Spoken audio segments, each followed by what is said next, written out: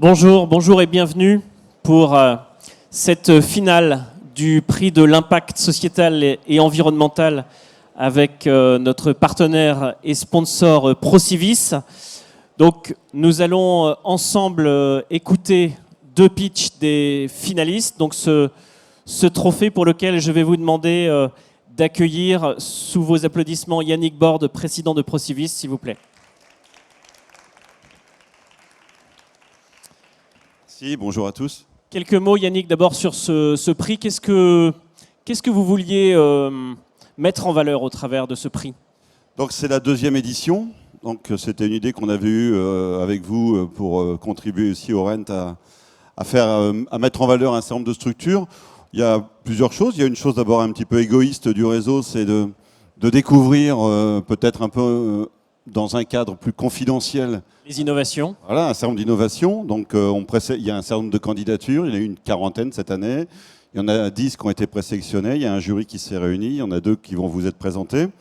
Et puis c'est aussi d'avoir une discussion avec ces gens-là et de leur dire que sans avoir la prétention nécessairement, nous, de pouvoir répondre à tout, c'est pas du tout l'objet, mais qu'on peut être aussi un terrain de jeu, puisque le réseau, c'est entre 7 et 10 000 logements neufs tous les ans, c'est 900 000 logements en administration de biens, c'est un certain nombre d'organismes HLM en gouvernance. Donc on est à la fois intéressé par la découverte de ces innovations et puis peut-être aussi tenter d'en accompagner très modestement quelques-unes. Et donc il y a plusieurs thématiques et je pense que cet après-midi, dans ce que vous allez entendre et voir, elles sont réunies. Il y a beaucoup de choses autour de la technique. Ça, c'est un sujet. Il y a un sujet qui nous intéresse, nous, en tant qu'opérateurs en ce moment. C'est toute la question de comment construire moins cher, je ne sais pas, mais au moins peut-être un peu plus vite. Et derrière tout ça, il y a la question du hors-site. Et puis, il y a aussi l'engagement social au travers un certain nombre de projets, en se rappelant que le réseau Procivis, c'est un réseau qui est composé aujourd'hui de 45 sociétés coopératives qui ont elles-mêmes des engagements sociétaux dans des conventions que nous avons avec l'État pour accompagner les populations modestes dans la préservation de la qualité de leur logement. Voilà, donc c'est une espèce de boucle comme ça qui semble, nous, être assez cohérente. Merci beaucoup. Alors, ce concours était avec un jury qui était composé de spécialistes. Vous voulez nous parler un petit peu de ce jury que vous avez constitué ? Oui, alors c'est des gens qu'on a, pour certains, l'habitude de rencontrer. Il y a des gens qui sont connus nationalement, je pense notamment à l'ancien ministre Benoît Apparu. Et puis après, on retrouve Cyril Janin, qui est le patron de Bien Ici, donc assez proche quand même de toute la filière et qui a un stand ici. Oudéum, qui était le lauréat l'année dernière, qu'on avait décidé de faire venir dans le jury. Et donc le gagnant d'aujourd'hui sera vraisemblablement invité à nous rejoindre lors de la prochaine édition. Jean-Philippe Margon-Mongazon, que je salue, je l'ai aperçu, il est là, qui est issu du Crédit Agricole et qui est le maire, comme on dit, du village Baïséa des Vosges. Et puis j'aurais peut-être pu commencer par les deux dernières dames. Donc une journaliste qu'on a l'habitude de croiser, qui est une journaliste spécialiste du logement, Delphine Denuy, et puis une ancienne parlementaire, qui était dans le jury l'année dernière. Qui était dans le jury l'année dernière, Marjolaine Meillet-Malfer, qui s'est beaucoup investie sur les questions de précarité énergétique, d'accompagnement des solutions sur les questions environnementales à travers le logement, et qui aujourd'hui n'est plus députée, mais agit toujours dans ce domaine-là. Donc on a trouvé que avec ce casting, on avait une assez bonne représentation d'une grande partie de la filière. Merci. Et maintenant, sans plus attendre, évidemment, je vais vous demander d'accueillir nos deux finalistes. Donc je vais vous demander d'accueillir François, qui représente la société Enercool, et on peut l'applaudir. François, tu peux nous rejoindre.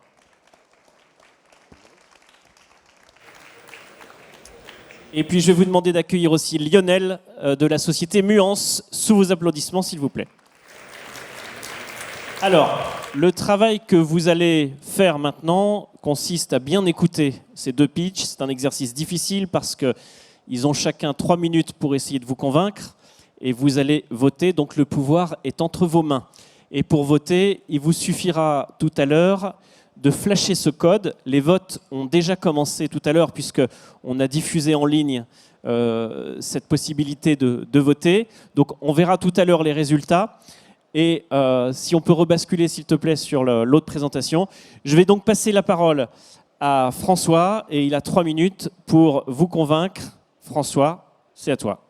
Je te donne la zapette. Merci Jérôme. Écoutez, enchanté, bonjour à tous. Donc, je suis François Rangdé, je suis un des cofondateurs d'Enercool. Chez Enercool, donc, on est 3 fondateurs de l'entreprise, on est 5 maintenant. On est basé à Nantes et on propose une solution de peinture technique anti-chaleur pour les bâtiments. Ces peintures, donc c'est très simple, on va venir appliquer une peinture réflective, une peinture thermique sur les toitures et les façades qui va permettre d'éviter la montée en température des supports. On le voit sur le petit gif ici en bas. On arrive à maintenir les supports aux alentours d'une trentaine de degrés, ce qui va se traduire par des gains dans le bâtiment qui vont être de l'ordre de 6 degrés. Donc ça va permettre d'augmenter le confort thermique estival grâce à ces solutions simples et faciles à mettre en œuvre. Toutes ces peintures sont donc fabriquées en France. Elles sont composées de 25% d'éléments recyclés. On a intégré des coquilles d'œufs dans nos produits pour justement avoir des éléments biosourcés et avoir la FDES la plus propre du marché sur ce type de solution. Toutes les peintures sont en résine acrylique en phase aqueuse, donc on a banni tout ce qui va être époxy, dérivés perfluorés notamment, qui peuvent être nocifs pour l'environnement. Les travaux de peinture en général sont soumis à déclaration préalable et ces déclarations préalables nous imposent parfois de devoir respecter des chartes graphiques. Donc on a développé une gamme colorée, on a 216 couleurs au catalogue de peinture pour les toitures et les façades permettant de maintenir ces gains grâce à la vraie innovation qu'on a ajoutée à nos produits qui sont les aérogels de silice. Cet aérogel de silice nous permet d'avoir un coefficient de conductivité dans les produits donc pour éviter les transferts de chaleur trop rapides, en plus du pouvoir réfléchissant de nos solutions.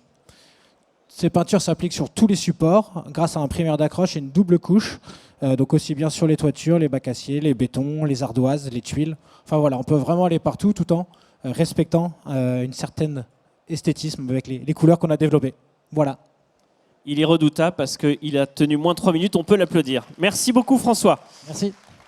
Maintenant, je vais vous demander évidemment d'accueillir Lionel et ce sera évidemment à son tour de vous convaincre. Lionel, si tu veux, je surveille le temps. Tu as 3 minutes pour convaincre cette assistance. La petite zapette pour faire passer. C'est à toi. Bonjour à toutes et à tous, je suis Lionel Moranval, fondateur de Muance. Chez Muance, on souhaite construire des bâtiments plus vite, moins chers et avec une empreinte carbone drastiquement réduite.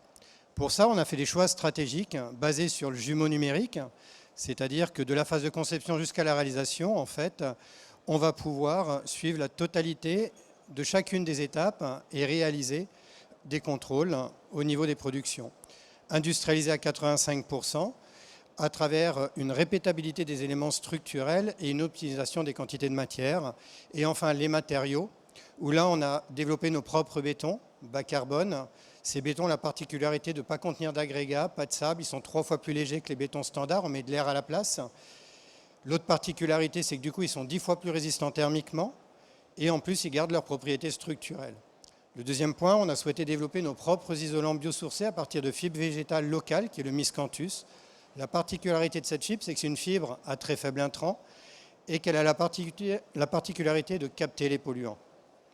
Autre point, la solution constructive qu'on a développée, elle est réversible, c'est-à-dire qu'elle peut évoluer, elle peut être réutilisée ou elle peut faciliter le recyclage selon les cas. Alors comment ça marche? On construit en usine des éléments, des panneaux, des dalles. On va prendre ces panneaux, on va ensuite les assembler pour construire les modules. Ces modules, ils sont ensuite mis sur camion, amenés sur chantier, installés. Le pavillon que vous voyez ici fait à peu près 100 mètres carrés. Il a été installé dans la journée. Alors bien évidemment, on a voulu que cette solution constructive, elle soit vertueuse. L'usine permet de construire des bâtiments qui sont conformes au seuil 2030 de la RE 2020. Elle sera dès 2025 autonome en eau et en énergie. On va également préserver la biodiversité puisque grâce à la filière miscanthus, avec les agences de l'eau, on va aider les agriculteurs à planter justement ce miscanthus sur les zones de captage en eau potable. Et le dernier point, on va garantir une conscience sociale puisque 30% des effectifs en production sont issus de la réinsertion professionnelle. Tout ce travail, c'est 4 ans de recherche et développement matérialisés par 4 brevets. Au niveau des prix, on est autour des 1 850 € du mètre carré pour des produits, des bâtiments qui sortent déjà sur les seuils 2025 de la nouvelle réglementation, mais qui également disposent d'une labellisation B-Bio. Merci de votre attention. Merci beaucoup. Voilà, on l'applaudit bien fort. 2 minutes 30, c'est une belle prouesse. Alors maintenant, ça va être à vous de jouer. Donc, je vais afficher le QR code. Et je vous invite maintenant à flasher ce code.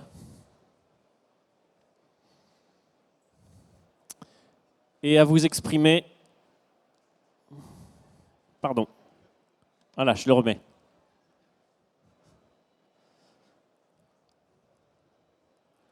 Et vous levez la main quand vous avez voté, comme ça je vois un petit peu comment est l'assistance. Bravo. Ah, on va laisser encore quelques secondes. Encore quelques secondes. Le vote est déjà ouvert depuis 5-10 minutes, donc on a déjà pas mal de votants. Un dernier sondage. Qui a voté? Il reste encore quelques personnes qui n'ont pas voté.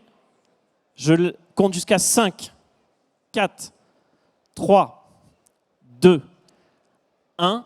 Merci, je vais clôturer les votes. Est-ce que vous pouvez clôturer les votes en régie, s'il vous plaît, et afficher le résultat sur notre écran? Attention, mystère.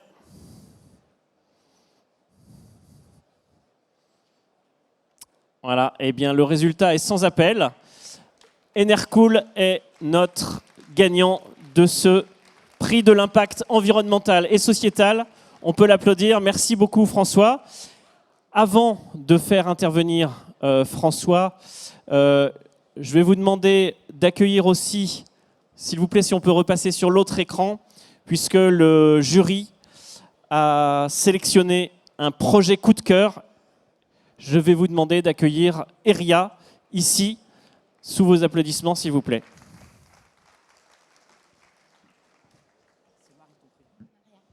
Maria. Bonjour Maria. Alors Maria, tu peux peut-être un petit peu parler de ton projet. Donc c'est le coup de cœur du jury. On n'a pas à voter. Tout va bien. Allô Oui, tout voilà. OK. Parfait. Bonjour à tous et merci beaucoup d'être ici aujourd'hui et de vous voir vous présenter Eria. Donc j'ai créé cette solution pour pouvoir répondre à une problématique que j'ai vécue, qui est la recherche de logement quand on est mère seule à Paris. Il faut savoir qu'en France, une famille sur 4 est une famille monoparentale, dont 70% sont locataires et 25% habitent dans des logements surpeuplés. Cela veut dire qu'il y a une grande demande de la part de ces familles de logements en location. Pendant mes temps de recherche de logement à l'époque, je me suis rendu compte de 2 grandes problématiques. Une, le manque de confiance des bailleurs envers les familles monoparentales locataires. Et le deuxième, le manque de temps et le sentiment de solitude de ces familles lors des recherches. C'est pourquoi Eria est né, c'est pour pouvoir offrir aux familles monoparentales les mêmes conditions de vie que les familles traditionnelles. Et comment on fait ça? On travaille sur 3 grands axes. Donc une plateforme de mise en relation entre familles monoparentales qui recherchent, qui est déjà en ligne depuis 1 an et demi et qui compte aujourd'hui avec 3000 familles à peu près inscrites. Le deuxième, c'est un accompagnement à la recherche, puisque ces familles nous ont fait comprendre qu'ils avaient besoin d'un accompagnement plus humain, qu'une plateforme était bien, mais que pour eux, ils avaient besoin d'un référent qui les aide à la recherche. Donc on a lancé ce service et on a accompagné plusieurs familles en B2C et on le développe en B2B grâce à des partenaires administrateurs de biens comme Sergic ou en collaboration avec des assurances comme Sada Assurance. Et bien sûr, le troisième, puisqu'on s'est dit, c'est très bien, on va aider les familles, mais qu'est-ce qu'on fait avec les familles qui ne sont pas en CDI ou en CDD? Donc, on a créé une association pour pouvoir lancer un projet d'intermédiation locative pour donner une solution de logement aux familles en situation d'urgence. Aujourd'hui, CDC Habitat ou Paris Habitat sont intéressés à lancer le projet avec nous. Donc, je remercie vivement tout le jury, ProCivis, le Salon Rent, pour cette sensibilisation pour les problématiques sociétales et dans le logement. Merci beaucoup. Merci, on peut l'applaudir. Je vais demander maintenant à François, Lionel et Yannick de nous rejoindre ici sur scène.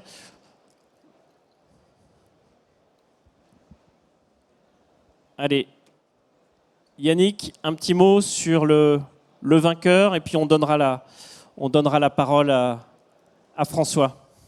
Un petit mot sur les 3 d'abord, parce qu'effectivement, ça démontre, les 3 dossiers démontrent la diversité des candidatures que nous avons eues et puis la volonté aussi du jury de de travailler à la fois sur des solutions techniques et sur des questions plus sociétales. Et puis, effectivement, peut-être un petit mot particulier pour le vainqueur, qui d'abord sera mobilisé l'année prochaine pour être membre du jury, à nos côtés.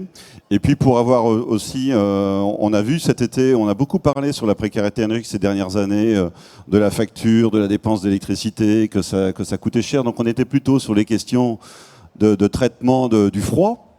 Et puis, cette année, on a vu apparaître un terme qui sont les bouilloires thermiques, qui nous a occupé une partie de l'été. On n'est pas certain que la solution technique, moi je ne suis pas un spécialiste, mais du traitement de la première et de la deuxième soit tout à fait les mêmes. En tout cas, voilà, on voit apparaître des sujets qui peuvent apparaître parfois, qui peuvent être sensibilisés un petit peu de façon contradictoire. Donc on espère qu'avec la proposition qui est retenue, d'abord on arrive à progresser dans cette question du traitement de la chaleur, et puis moi je fais appel aussi à tous ceux qui sont là et qui ont du patrimoine ou des actifs, et puis aux acteurs du réseau que je représente pour accompagner, tester et puis développer cette offre. Bravo en tout cas, bravo à tous les trois et bravo aux vainqueurs. Merci François, un petit mot très court. Merci déjà tout d'abord. Ravi d'avoir pu remporter ce prix Procivis au Salon Rennes. Donc voilà, on est ravis de pouvoir présenter nos solutions qui permettent vraiment d'avoir des gains assez facilement. Donc voilà, on a hâte de pouvoir mettre en place ces techniques dans le cadre de la maîtrise des températures dans les logements. Voilà. Merci, on les applaudit.